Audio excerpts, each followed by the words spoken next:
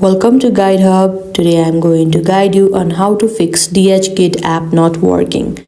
Make sure you already have the application on your device.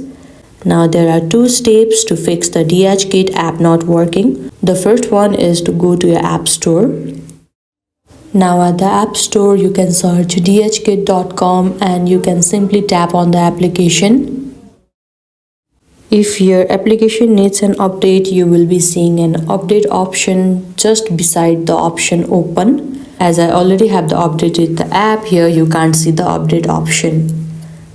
Now the second option is to clearly go on your application. At this profile page at the top right corner, you can see the setting icon. You need to tap over there.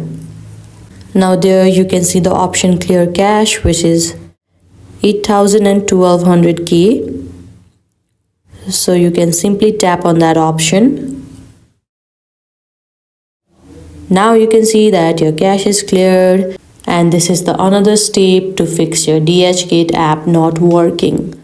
I hope this video helped. Don't forget to like this video and subscribe our channel Guide Hub. Thank you.